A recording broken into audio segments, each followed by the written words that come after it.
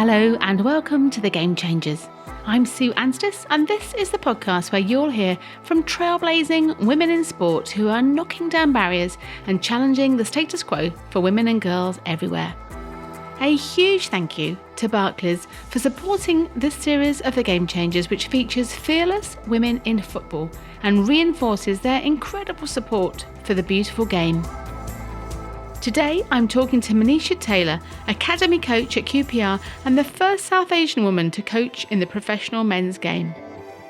Having trained as a head teacher, it was a devastating mental health diagnosis for her twin brother that brought Manisha back into football. She's gone on to do so much for diversity in sport and in 2017 received an MBE in recognition of her work. Manisha began our conversation by sharing some of her earliest memories of sport. I grew up, along with my twin brother, in a really sporty family. Cricket and football being quite predominant. Athletics, because my mum loved athletics. When I was at school, there were more opportunities for me to take part in athletics, which I guess is where, in terms of having a love and passion for football, that was already there as a young girl. But in terms of playing structured football, there were very few opportunities. As a young person growing up in the 80s, me and my brother played at lunchtime after school. And at school, I remember speaking to my primary school teacher, Miss Nash, and she said to me, that there'd be mixed football. So me and my best friend Jenna, we played in the mixed football team and it was great and we had a nice time. And Jenna actually played for Barnet, the Girls' Centre of Excellence, which would have been our local girls team. And Jenna's mum spoke to my mum and said, I think Manisha we could get her on a trial and we think that she'd be really good.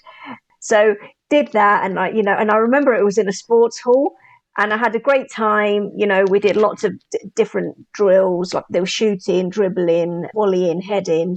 Right at the end of it, the coach said, "Oh, Manisha, you're in."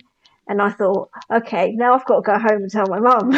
How old were you? I would have been 9. So this would have been 89. Yeah. But when I spoke to my mum and I said, I've got in, that was pretty much that, because it was a case of who's going to take you to training, because it's now a whole new ball game to you just playing at school. And was that different because you were a girl, do you feel? So twofold. So one was because I was female, but I think more so because I was an Indian female. My mum saw very few, in fact, I don't remember seeing any Indian female role models or even male to that point involved in football. And it was very much grassroots. I'm happy for you to play for your school team. She kept saying and relaying, how would the community perceive you? What would they say? And at that time, the conversations around girls in football, women in football, opportunities, but also a pathway and visibility for South Asian Indian girls isn't as it is now. And it's not spoken about as it is now. Those conversations 20 years ago, we were not having. It would have been very difficult, I guess, to progress as a player, because when I went to secondary school, we never then played in an actual team because there were just not enough girls to play. So I then remember doing athletics because I was quite quick. So I did that and then represented Barnet in athletics. I still had the passion and love for football, but it'd be very much grassroots, amateur level, and not even at a club. Has that changed, do you think, now for South Asian girls growing up now in terms of their attitude to sport and playing sport? It's changing. We still see very few South Asian female role models in the elite part of the game. There are a few, which is great. So one that I always remember is Simran Jamat, who's now at Lewes FC, but also represented England in the youth pathway. And there are now many others too, who play like the National League and in the Championship, which is great. And I believe there are 2 or 3 in the England women's pathway.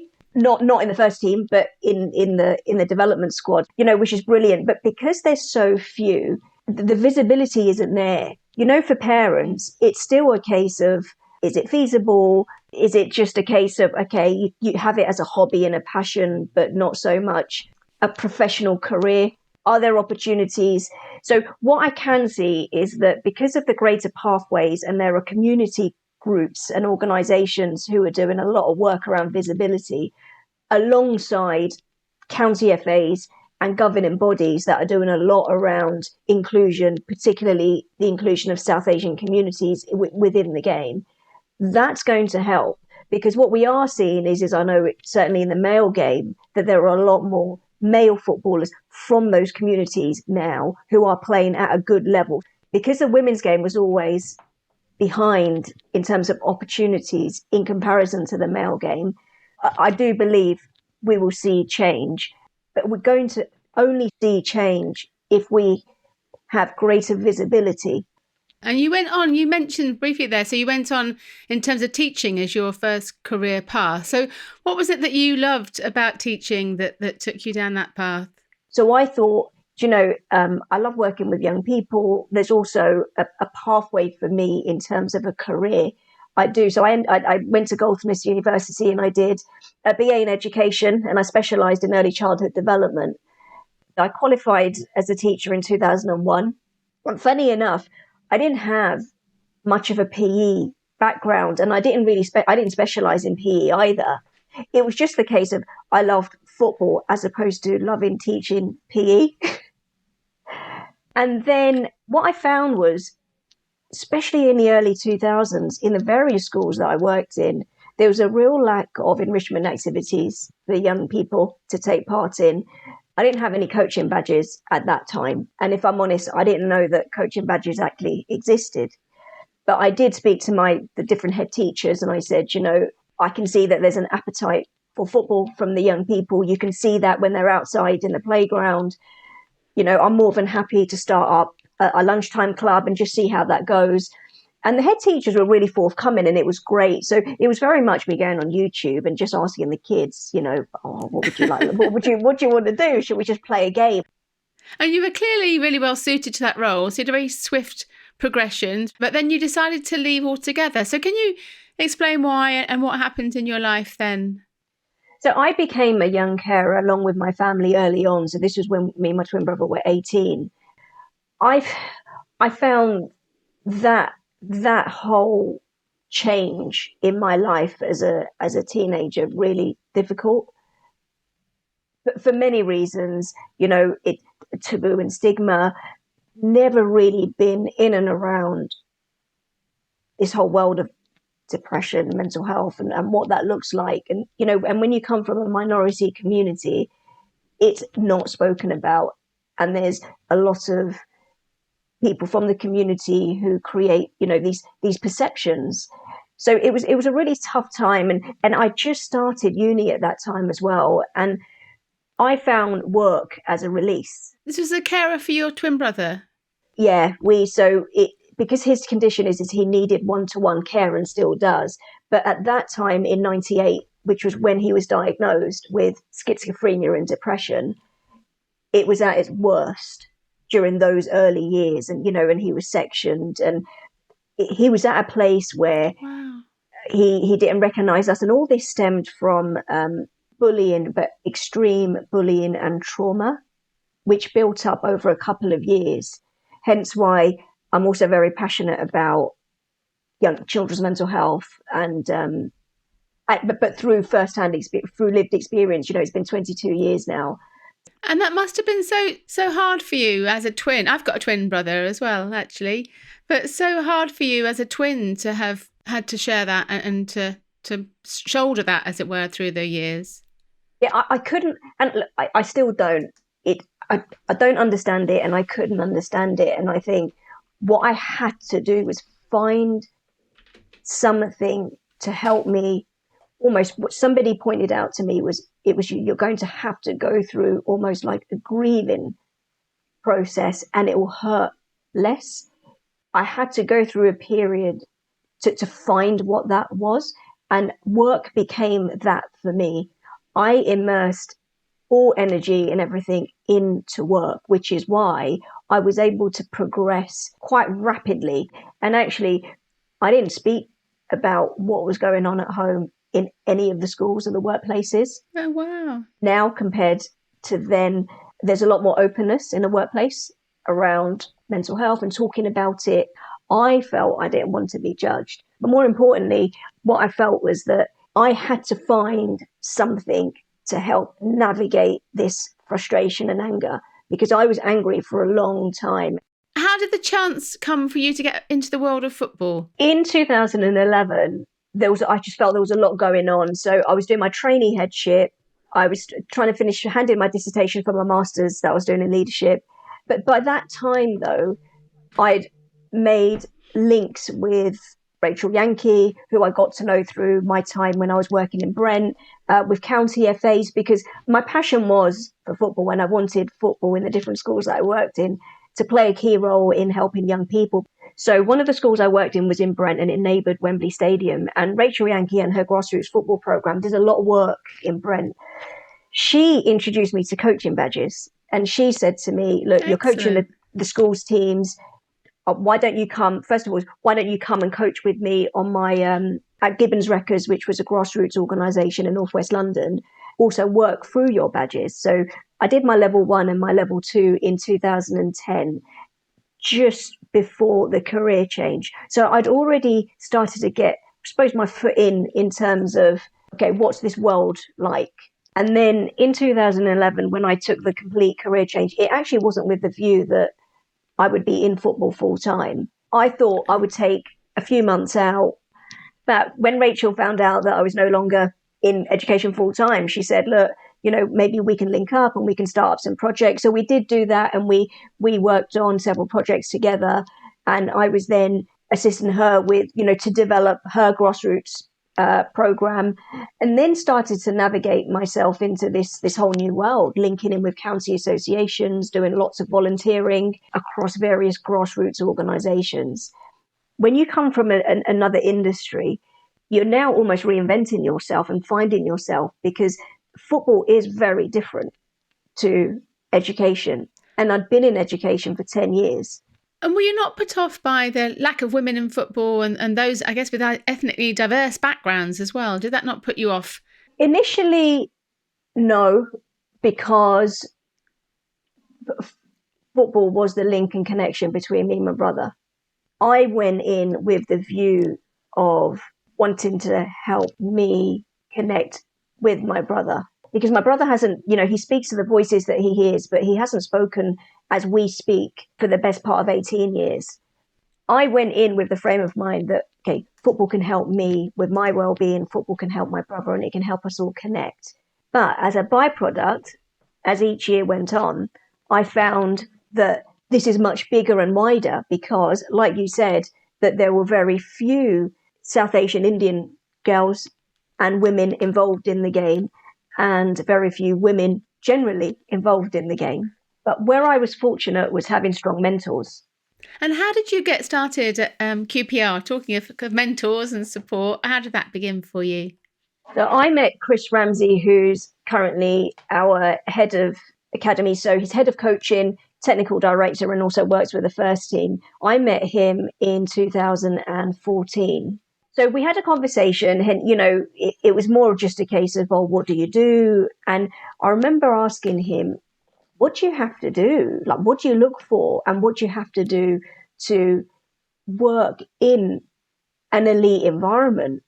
And he said to me, you need to be patient, take time to learn your trade and network, because everything's going to be about connections. And I thought, okay, I just need to make sure I've got the prerequisite qualifications in any case. Okay. And I didn't have that. And just continued to network and learn my trade, really. So I did lots of different types of things in and around the game, because at that point, I still was unsure on what are the tangible actual career pathways where you can earn money and earn a living. So not necessarily lots and lots, but at least earn a living. Enough, yeah. And I believe you went through the Premier League's elite coaching apprenticeship scheme. What was that like? ECAS, run by the Premier League, really helped in terms of me becoming full-time at QPR. So I reconnected with Chris Ramsey in 2016, and we were both mentors at Troy Townsend's Kick It Out event. I went back to what he said to me before, which is about hone in on your trade, be patient, and get the qualification. So now I've got my B license. But Middlesex Scale Centre of Excellence were also folding. So I would have been out of a job. So I said to Chris, look, I'm unsure on where I go. He said, come in and volunteer. Now, what Chris didn't know was in and around that time, through Rez Rahman, which is Zesh Rahman's brother who works at the PFA, had already called me and spoken to me about the ECAS. So this was in 2016.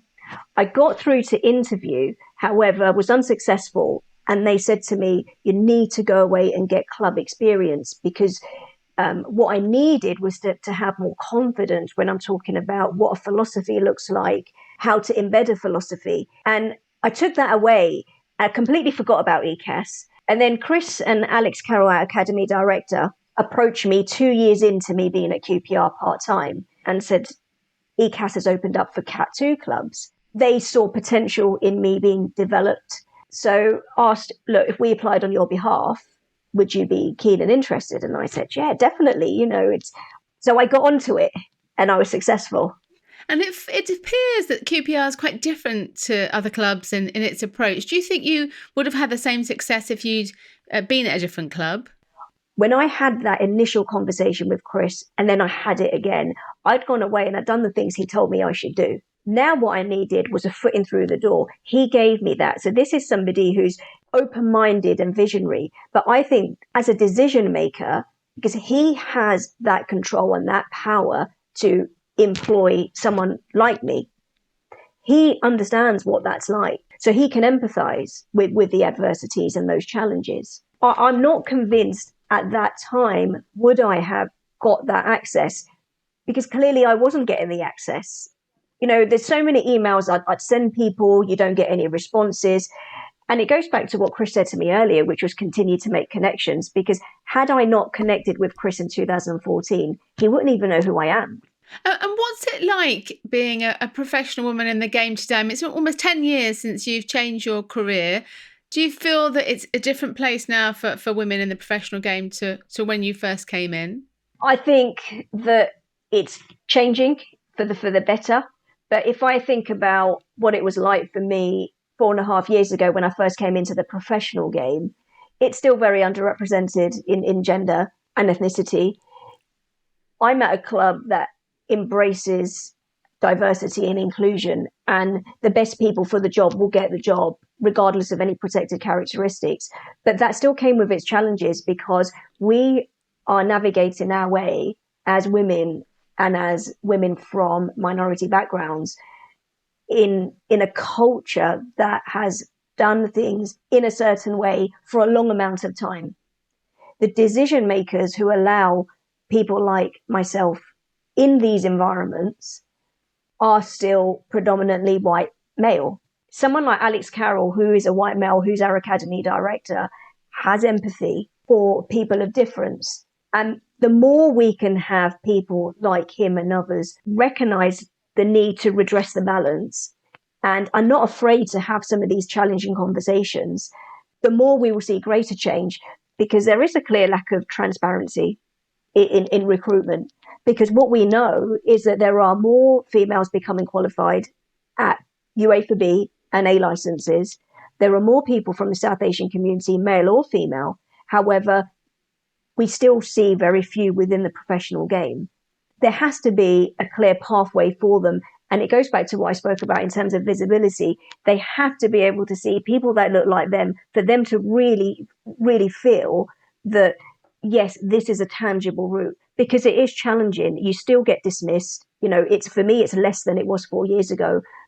But I'm fortunate that I have Chris and Alex, because the times where I am dismissed as a person who is responsible for a department, I can go to them and say, I disseminated the information. This is the response. What would you like me to do? If I didn't have bosses like that, I'd be alienated and it'd be difficult for me. You must be delighted to see the transformation in football for girls in schools, especially with things like the Barclays FA football school partnerships. Why do you think that school sport is so important for young people, and especially for young girls? I think that it helps with interactions. It helps with their positive mental health. There's many benefits that we know sport has.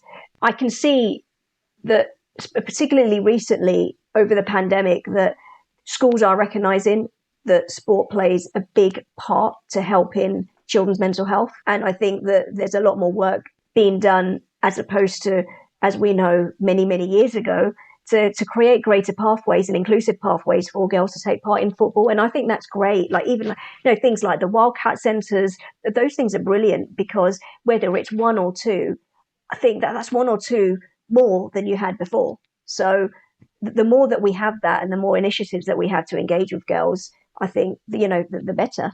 Can you tell us a little bit more about the Child in Mind programme? Child in Mind is a project that I started a couple of years ago, and I self-published a book, a teaching resource.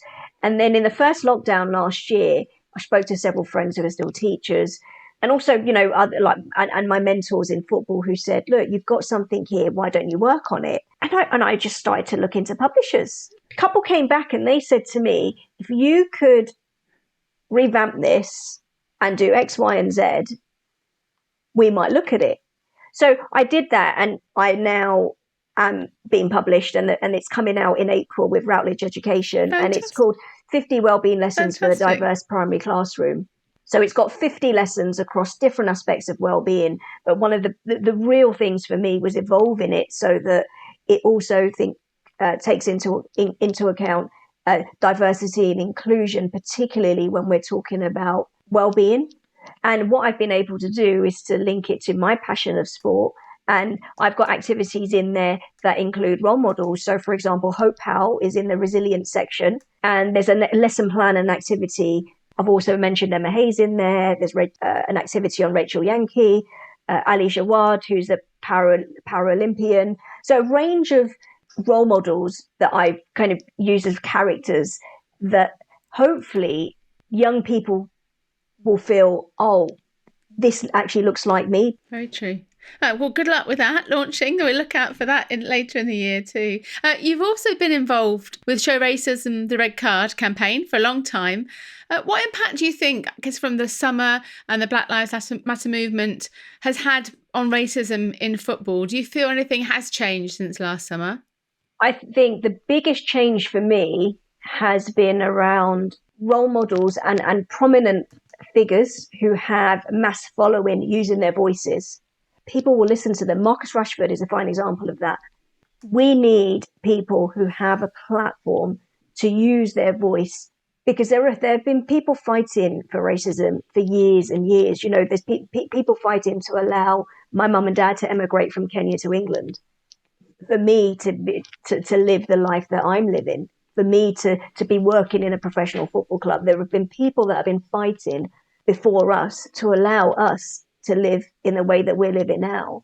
The more we can have people of influence using their voice, it will create a greater voice for us to influence change.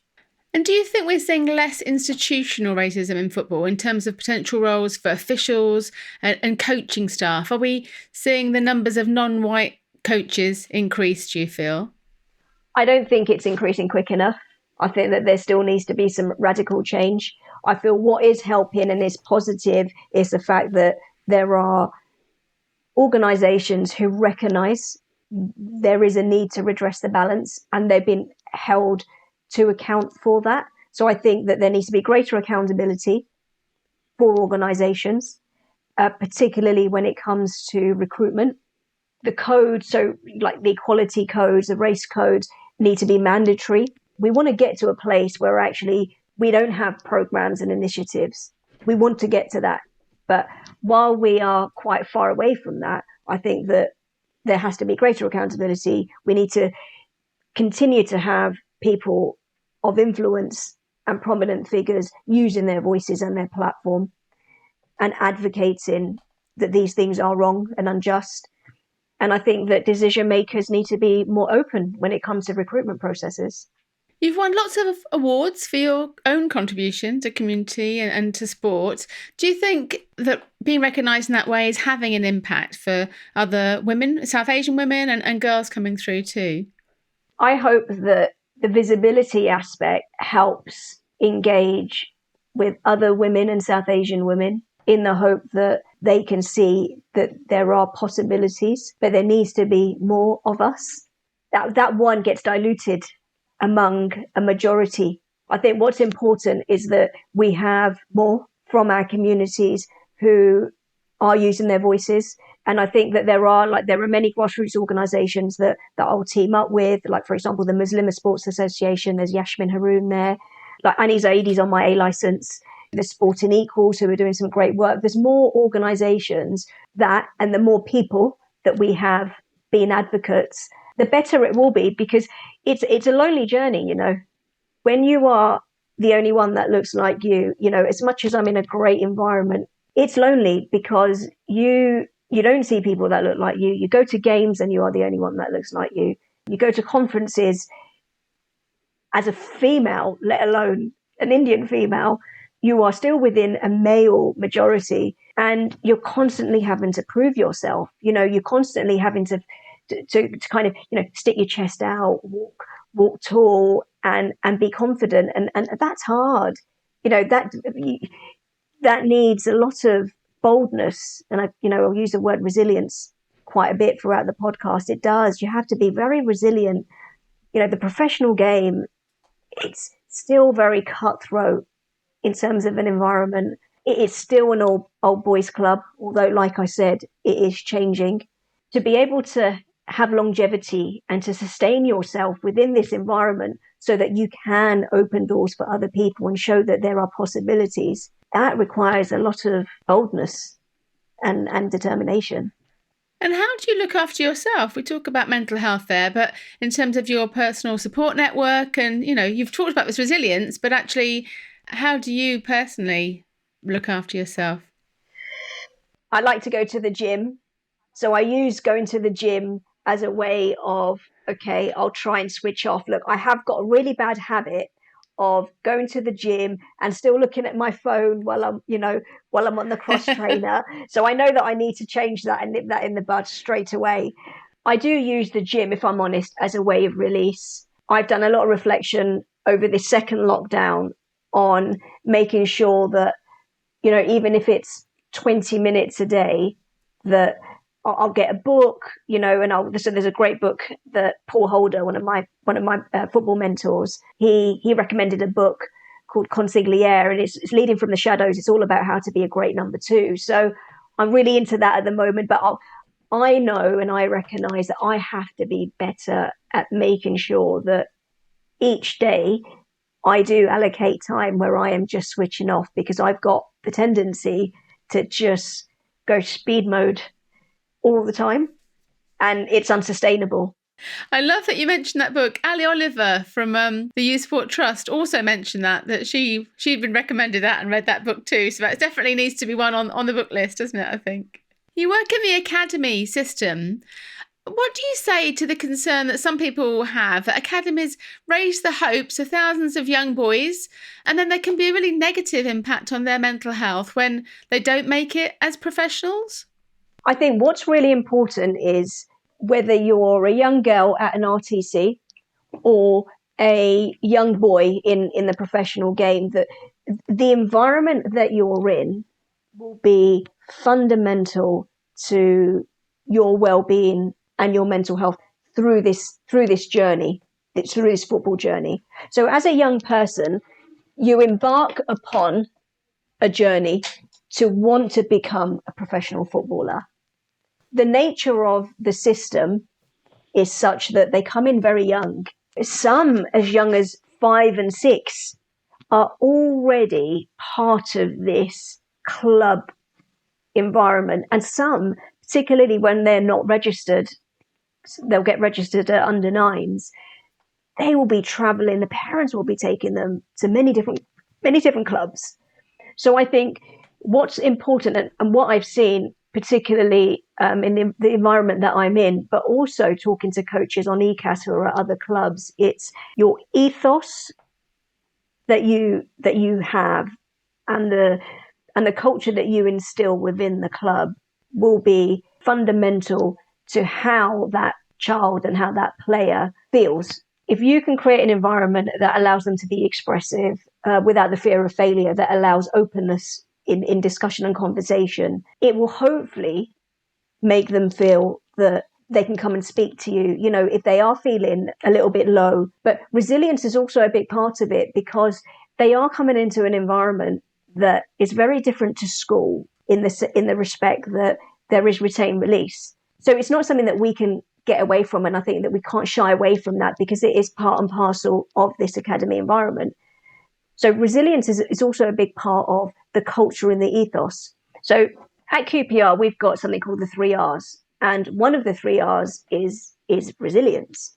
What we do is we have that as part of our academy standards, but it's so ingrained within the club philosophy and within training. We will continually refer back to resilience, what that means and what that looks like, because resilience is about being able to withstand adversity. It's about being able to overcome challenges. It's about, I've got to keep repeating and doing the skill because I can't do it. I'm not as good as doing it at the moment.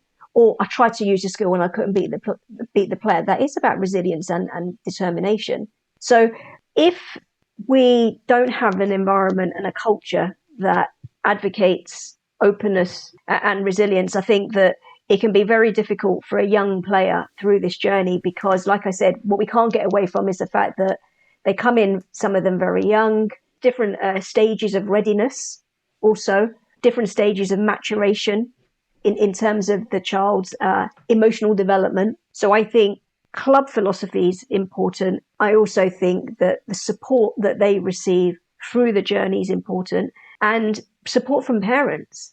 In terms of your own career path and the future, what drives you today, and what are your ambitions? My drive, an internal drive, has always been my home situation and my brother. I look at my brother every day and I want to be better. And I want to be in a position where one day I hope that he is able to speak to me and communicate with me as he did do when we were 18, and be able to tell him that I'm in football, that's my internal driver. Also, people who have invested in me, so particularly Chris Ramsey and Alex Welsh, Matthew Joseph, and more recently Paul Holder, that I want to be able to progress and develop within the game and have longevity within the professional game, by way of being able to say, I'm really grateful for how much you have invested. In terms of the future, what are your ambitions for the future? So progressing in coaching or working within the academy scheme, what does life look like ahead for Manisha?